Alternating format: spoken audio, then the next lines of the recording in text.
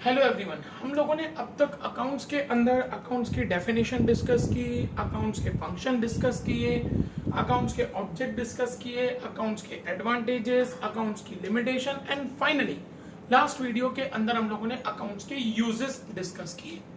Students, आज से लेके हम लोग ऐसे अकाउंट्स के टॉपिक डिस्कस करने जा रहे हैं कि जिसके ऊपर आने वाले हमारे प्रैक्टिकल सम्स जो हैं वो डिपेंडेंट हैं। स्टूडेंट्स, आप लोगों को सबको इंग्लिश बोलना आता है। You are able to speak right English. Why? Because you know the alphabets of English. आपको इंग्लिश के अल्फाबेट्स बहुत अच्छे से आते हैं। यू नो ABCD आप लोगों को बहुत अच्छे से आता है, इसीलिए आज आप लोग इंग्लिश इतना अच्छे से बोल सकते हैं और इंग्लिश इतना अच्छे से लिख सकते हैं। So the topic which we are going to discuss from today itself, not only today, from today itself, because that topic will continue for 3-4 more videos. So the topic which we are going to discuss from today itself, these are the alphabets of accounts. जैसे आपको English आता है तो English alphabets की वजह से आता है, तो इसी तरीके से अगर आपको अकाउंट्स सीखना है तो अकाउंट सीखने के लिए ये अल्फाबेट्स बहुत जरूरी है। अब ये अल्फाबेट्स क्या हैं जिनको हम लोग अकाउंट्स में कहते हैं अकाउंटिंग टर्मिनोलॉजीज। क्या कहते हैं हम लोग इसको? Accounting terminologies. टर्मिनोलॉजीज का मतलब होता है टर्म्स। टर्म्स का मतलब होता है ये ऐसे टर्म्स हैं जब हम लोग बिजनेस करते हैं तो बिजनेस में रूटीन में इन सभी टर्म्स को यूज किया जाता है। स्टूडेंट्स, मैंने आप लोगों को राइट फ्रॉम फर्स्ट वीडियो एक चीज हमेशा क्लियर की है कि whenever we are making accounts on the basis of firm। हम हमेशा जो अकाउंट्स बनाते हैं ना वो फर्म के बेसिस पे अकाउंट्स बनाते हैं। कभी भी अकाउंट्स किसी इंडिविजुअल के बेस पे नहीं बनते हैं। अकाउंट्स हमेशा फर्म बनाता है। अगर आपके घर के आसपास में सपोज करो आपको गैलेक्सी फर्नीचर दिख रहा है तो Galaxy furniture is a firm, वो अपना अकाउंट्स बनाएगा। उसका ओनर कौन है वो अकाउंट्स नहीं बनाएगा। अकाउंट्स हमेशा फर्म का जो मालिक होता है वो बनाता है, लेकिन किसके लिए? फर्म के लिए। आपके घर के पास में गैलेक्सी फर्नीचर है वो अकाउंट्स बनाएंगे। आपके घर के आसपास में DS कंप्यूटर सर्विसेज है वो अकाउंट्स बनाएंगे। आपके घर के पास में सपोज करो कोई भी ABC स्कूल है वो अकाउंट्स बनाएंगे। तो अकाउंट्स हमेशा फर्म बनाता है, कभी इंडिविजुअल नहीं बनाता है। अब जब एक फर्म अकाउंट्स बनाती है तो उनको ये सारे के सारे टर्म्स को ध्यान रखना पड़ता है। ऐसे टोटल अराउंड 45 जितने टर्म्स हैं जो हम लोग एक एक करके डिस्कस करेंगे। आज हम लोग इस वीडियो के अंदर इन 9 टर्म्स को हम लोग डिस्कस करने जा रहे हैं। स्टूडेंट, एक एक टर्म आप लोग ध्यान से सुनना। सबसे पहला है बिजनेस ट्रांजेक्शन। स्टूडेंट, कोई भी पर्सन जब बिजनेस करता है, सपोज करो मैं ग्रोसरी का बिजनेस कर रहा हूं, तो मैं ग्रोसरी का बिजनेस क्यों कर रहा हूं? क्योंकि मुझे क्या कमाना है? प्रॉफिट कमाना है। मैं कहीं से ग्रोसरी परचेज करूंगा, किसी को मैं ग्रोसरी बेचूंगा, ये मेरे बिजनेस ट्रांजेक्शन है। मतलब एक बिजनेसमैन अपने दिन भर की एक्टिविटीज में जितनी भी एक्टिविटीज करता है, जो भी काम करता है, वो सारा का सारा उसका बिजनेस ट्रांजेक्शन कहलाता है। कहीं से गुड्स परचेज किया, कहीं पे गुड्स सेल किया, इलेक्ट्रिसिटी का बिल दिया, एम्प्लॉइज को सैलरी दी, ये सारे के सारे उसके बिजनेस ट्रांजेक्शंस हैं। अब जो बिजनेस ट्रांजेक्शंस है ना, उन बिजनेस ट्रांजेक्शंस को 2 हिस्सों में बांटा जाता है। एक होते हैं कैश ट्रांजेक्शन और एक होते हैं क्रेडिट ट्रांजेक्शन। अब कैश ट्रांजेक्शन और क्रेडिट ट्रांजेक्शन क्या होता है? कैश ट्रांजेक्शन मतलब तुरंत पैसा मिल गया। आपने किसी को सामान बेचा, पैसा आ गया। आपने किसी से सामान खरीदा, पैसा दे दिया। इसको हम लोग कहते हैं cash transaction. On the spot, तुरंत आपने पैसा दे दिया या आपके पास पैसा आ गया, उसको हम लोग कहते हैं कैश ट्रांजेक्शन। दूसरा आता है क्रेडिट ट्रांजेक्शन, जहां पे पेमेंट फ्यूचर में आएगा या जाएगा। सपोज करो मैं आपको एक एग्जांपल देता हूं। I have purchased goods from mister X. मैंने मिस्टर एक्स से गुड्स परचेज किया है। मैंने उनको कमिटमेंट किया है कि I will pay after 15 days. I am not going to pay you right now. मैं आपको अभी पे नहीं करूंगा। I am going to pay you after 15 days. मैं आपको 15 दिन के बाद पे करूंगा। That is considered as our credit transaction, जहां पे पेमेंट फ्यूचर में आएगा या फ्यूचर में पेमेंट जाएगा, 15 दिन, 1 महीना, 2 महीना, वॉट एवर इट इज, तुरंत हमको पैसा नहीं मिलेगा। अगर तुरंत पैसा मिले या आप तुरंत पैसा दो, वो आपका कैश ट्रांजेक्शन है। लेकिन जब आप फ्यूचर में मे बी 5 दिन के बाद, मे बी 4 दिन के बाद, मे बी 3 दिन के बाद आप अभी पैसा नहीं दे रहे हो, ना आपके पास अभी पैसा आ रहा है, that is considered as a credit transaction. अब स्टूडेंट, ये जो बिजनेस ट्रांजेक्शन है ना, उसमें से इवेंट जनरेट होता है। Suppose I have purchase goods of ₹3000, this is event. मैंने क्या किया, मैंने गुड्स को परचेज किया, ये मेरा इवेंट है और ये मेरा बिजनेस ट्रांजेक्शन भी है। तो जो इवेंट है वो बिजनेस ट्रांजेक्शन में से जनरेट होता है। मैं फर्म चला रहा हूं, मैंने फर्म के लिए गुड्स को परचेज किया, तो ये मेरा इवेंट हुआ। लेकिन वो इवेंट कब हुआ, क्योंकि मुझे ट्रांजेक्शन करना था। क्या ट्रांजेक्शन करना था, मुझे गुड्स परचेज करने थे। तो इवेंट का मतलब होता है कोई भी बिजनेस ट्रांजेक्शन जब हैपन होता है, हम परचेज करते हैं, सेल करते हैं, इलेक्ट्रिसिटी का बिल पे करते हैं, ये सारे के सारे हमारे इवेंट्स हैं जो हमारे बिजनेस ट्रांजेक्शंस में से जनरेट होते हैं। तीसरा है स्टूडेंट्स कैपिटल। एक भी ऐसा मुझे बिजनेस आप लोग बता दो जो बिना कैपिटल के होता है।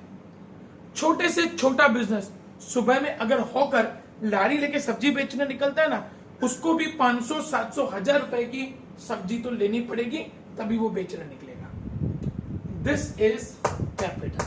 स्टूडेंट्स, कैपिटल का मतलब होता है anything like cash, furniture, computer, machine, etcetera, which is invested in business.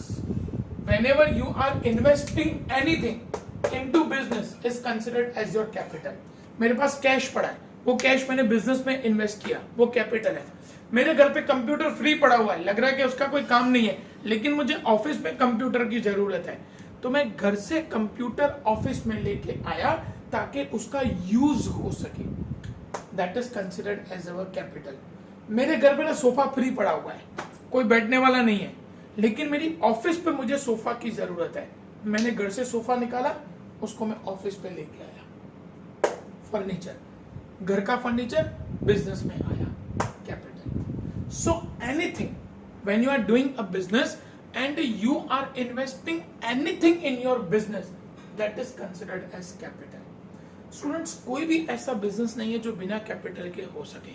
अगर हमको बिजनेस करना है तो कैश से स्टार्ट करना पड़ेगा, या घर में फर्नीचर पड़ा होगा उससे स्टार्ट करना पड़ेगा, या घर में कंप्यूटर पड़ा होगा उससे स्टार्ट करना पड़ेगा, या घर में मशीन पड़ी होगी उससे स्टार्ट करना पड़ेगा। मतलब आप बिजनेस करने के लिए जो भी कुछ अपना पर्सनल बिजनेस में लेके आते हो, आप पर्सनल कैश बिजनेस में लेके आते हो, पर्सनल अपना फर्नीचर बिजनेस में लेके आते हो, पर्सनल कंप्यूटर बिजनेस में लेके आते हो, पर्सनल गाड़ी पड़ी है, मोटर कार पड़ी है, वो बिजनेस में लेके आते हो। कुछ भी आपका पर्सनल जब आप बिजनेस में लेके आते हो, आपके बिजनेस को सपोर्ट करने के लिए, that is considered as your capital. Next is drawings. इसी तरीके से जब आप बिजनेस से कुछ भी हाउस होल्ड के लिए लेके जाते हो, मतलब घर के लिए, देखो जब घर से बिजनेस में आया तो वो कैपिटल कहलाएगा, लेकिन जब बिजनेस से घर पे लेके गए वो हमारा ड्राइंग्स कहलाएगा। भाई जैसे मैं बिजनेस कर रहा हूं, मैंने मेरे बेटे की स्कूल फीस पे की, बेटा कौन है, घर में रहता है, ये मेरा पर्सनल है। मैंने अपना पर्सनली कोई भी खर्चा पे किया, मैंने घर का इलेक्ट्रिसिटी बिल पे किया, मैंने मेरे मम्मी पापा को कहीं घूमने के लिए भेज दिया, मैं अपने परिवार के साथ घूमने के लिए चला गया, उसके लिए जो भी पैसा मैंने दिया वो सब ड्राइंग्स कहलाता है। इन शॉर्ट, जब भी आपकी कोई भी पर्सनल चीजें बिजनेस में आती हैं तो वो कैपिटल कहलाता है, और जब भी आपका कुछ भी बिजनेस में से आपके पर्सनल के लिए जा रहा है तो वो आपका ड्राइंग्स कहलाएगा। आपने घर का लाइट का बिल पे किया, वो घर का है, वो आपका पर्सनल है, उसका बिजनेस से कोई लेना देना नहीं है, वो ड्राइंग्स है।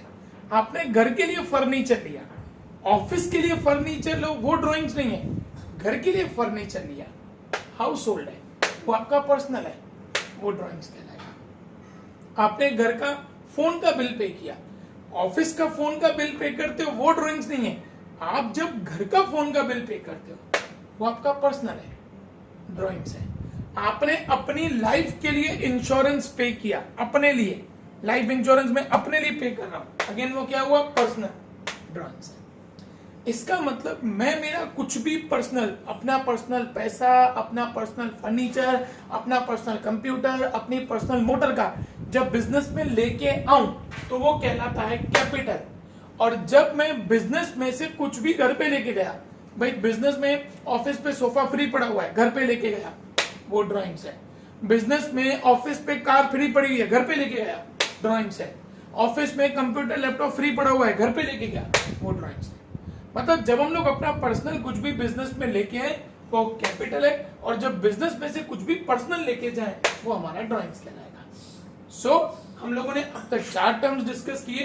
पहला बिजनेस ट्रांजैक्शन, कि जहां पे हम लोग कोई भी बिजनेस की एक्टिविटी करते हैं, परचेस करते हैं, सेल करते हैं, किसी को पैसा देते हैं, किसी से पैसा लेते हैं, जिसके 2 पार्ट है, cash transaction, credit transaction. Cash transaction जिसमें तुरंत पैसा आएगा जाएगा, क्रेडिट ट्रांजैक्शन जहाँ पे फ्यूचर में पैसा आएगा जाएगा।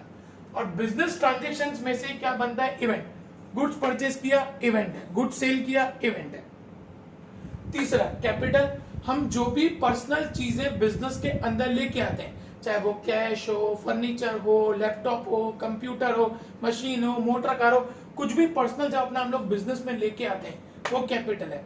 और बिजनेस में से जब घर पे कुछ भी लेके जाते हैं, फर्नीचर घर पे लेके गए, गुड्स घर पे लेके गए, कैश घर पे लेके गए, बेटे की स्कूल की फीस पे की, ये सब पर्सनल है हमारे। मैंने मेरे लिए कोई पर्सनल खर्चा किया, मैं पर्सनली अपने लिए शॉपिंग करके गया, अपने वाइफ के लिए शॉपिंग करी, मम्मी के लिए शॉपिंग करी, ये सब पर्सनल है, ये सब हमारा ड्राइंग्स कहलाएगा। 5th नंबर टर्म है हमारी लायबिलिटी। स्टूडेंट्स, हम लोग जब बिजनेस करते हैं ना तो बिजनेस में 2 सिचुएशंस क्रिएट होती हैं। एक सिचुएशन ये होती है कि हम लोग जब अपना पैसा लगा के बिजनेस स्टार्ट करते हैं, लेकिन कभी कभी क्या होता है ना कि हम लोगों को बिजनेस में एक्स्ट्रा पैसों की जरूरत होती है, तो हम लोग क्या करते हैं, किसी से लोन ले लेते हैं। या कभी कभी क्या होता है, जैसे मैंने किसी से गुड्स क्रेडिट पे परचेज किए, मैंने उनको बोला कि मैं आपको 15 दिन के बाद पैसा दे के जाऊंगा, 1 महीने के बाद पैसा दे के जाऊंगा। तो जहां पे students, whenever we are supposed to pay amount in future, it is considered as our liability। जब भी आपको फ्यूचर में किसी को पैसा देना हो, वो हमारी क्या कहलाती है, liability. When we are payable to someone, जब मुझे किसी को पैसा देना है, मैंने लोन लिया बिजनेस के लिए, मुझे बैंक को 2 साल के बाद पैसा वापस करना है, ये मेरी लायबिलिटी है।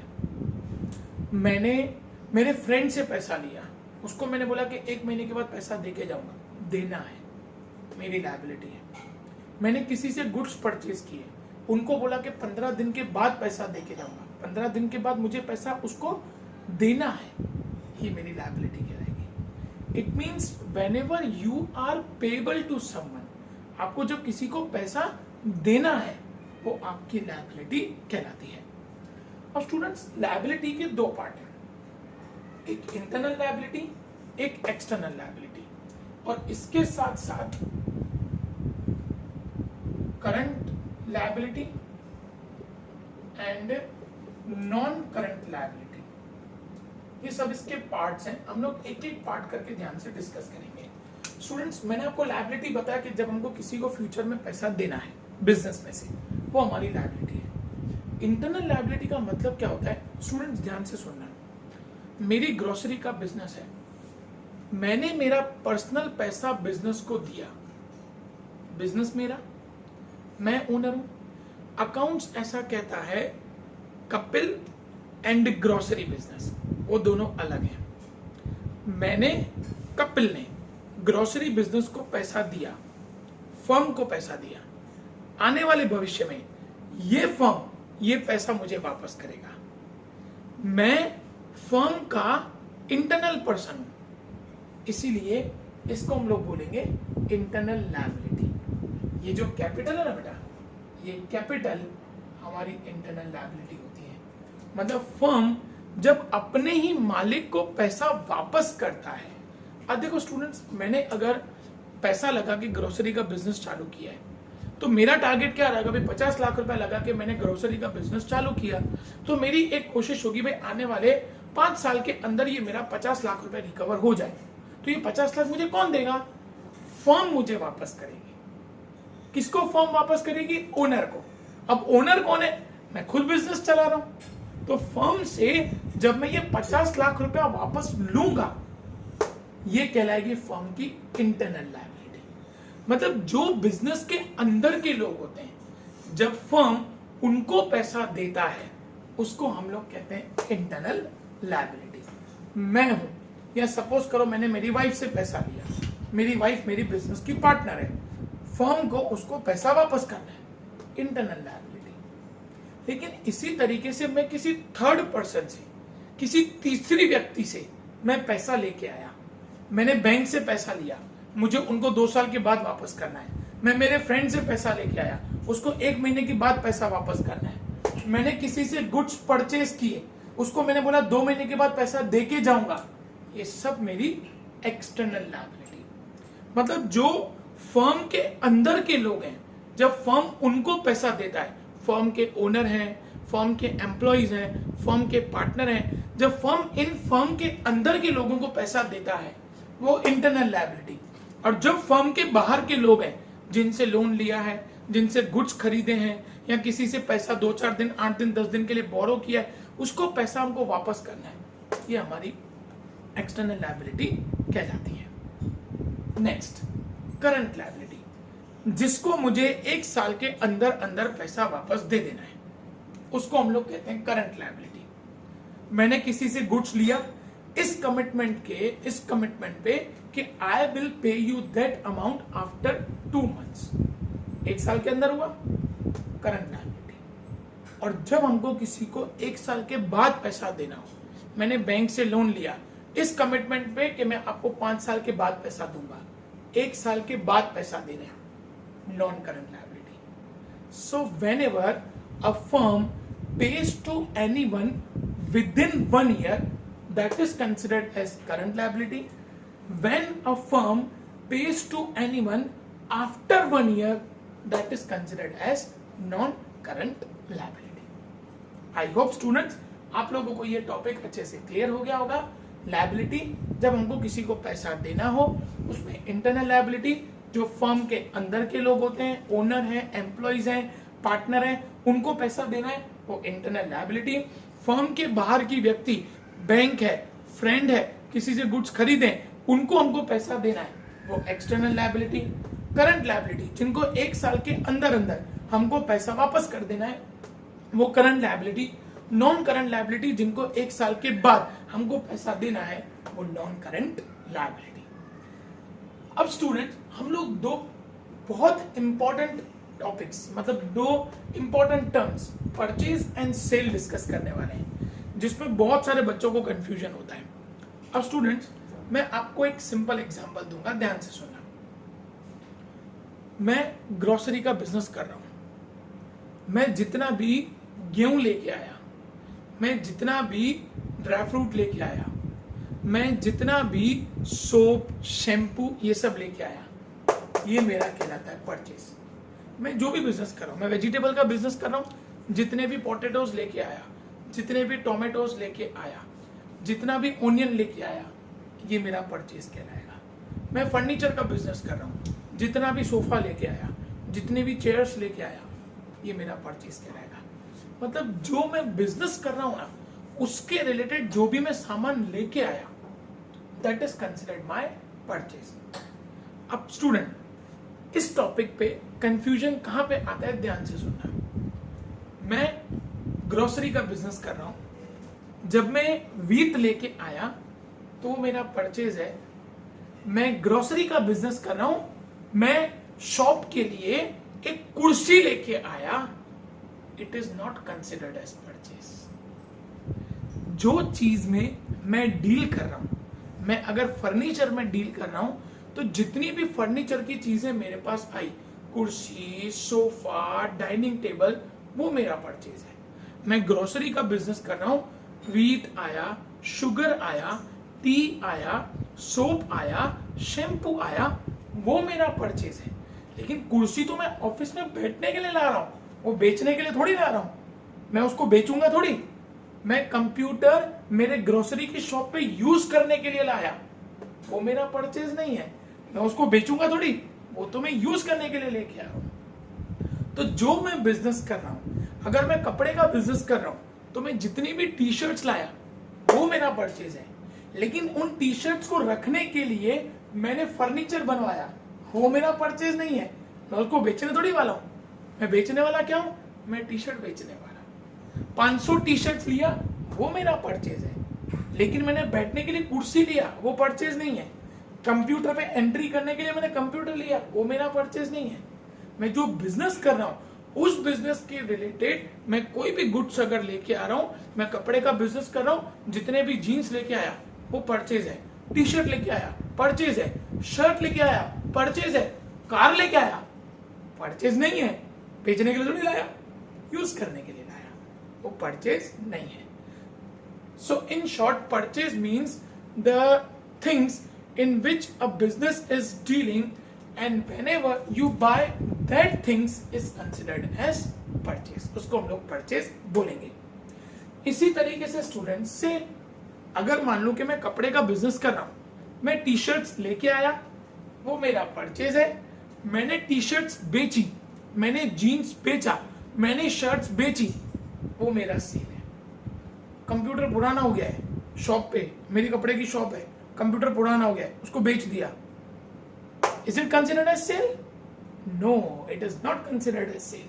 मेरा कंप्यूटर का बिजनेस तो, ये तो कंप्यूटर में यूज करने के लिए लाया था, पुराना हो गया इसीलिए बेच दिया उसको, it is not sale. Sale किसके साथ कनेक्टेड होता है? जो बिजनेस हम लोग कर रहे हैं। मैं ग्रोसरी का बिजनेस कर रहा हूं, जितना व्हीट बेचा वो सेल है, टी बेचा सेल है, शैम्पू बेचा सेल है, सोप बेचा सेल है, कुर्सी पुरानी हो गई बंगाल में बेच दिया, वो सेल नहीं है। मैं कुर्सी का बिजनेस थोड़ी कर रहा हूं, मैं बिजनेस ग्रोसरी का कर रहा हूं। तो जो भी बिजनेस हम लोग करते हैं, उस बिजनेस के रिलेटेड जो भी चीजें हम लोग लेके आते हैं वो हमारा परचेज है, और वही चीजें जब हम लोग बेचते हैं वो हमारा सेल है। इसी के साथ हम लोगों ने स्टूडेंट्स ये 9 टर्म्स हम लोगों ने खत्म किए। अब इन 9 टर्म्स को आप लोगों को पीडीएफ भेजा जाएगा, जो आप लोगों को लिखना है। उसके साथ साथ कल आप लोगों को एक काम करना है, जब ये वीडियो आप लोग देखेंगे तो मुझे आप लोगों को इसके एग्जांपल्स आप लोग मुझे शेयर करेंगे परचेज एंड सेल के, कि आप जो बिजनेस कर रहे हैं उसमें क्या आपका परचेज कहलाएगा, क्या आपका परचेज नहीं कहलाएगा, क्या आपका सेल कहलाएगा, क्या आपका सेल्स नहीं कहलाएगा। आपको एक टेबल बनाना है जिसमें आप लोग लिखेंगे things considered as purchase sale. आप जो भी बिजनेस कर रहे हैं उसकी सामान लिखते जाएंगे, सामने आप उसको परचेज या सेल कंसिडर कर रहे हैं कि नहीं, यस या नो, वो आप लोगों को लिखना है। ये इस तरीके का जो टेबल है, ये टेबल आप लोग बना के मुझे आप लोग ये वीडियो देखने के बाद सबमिट करेंगे। थैंक यू बेटा।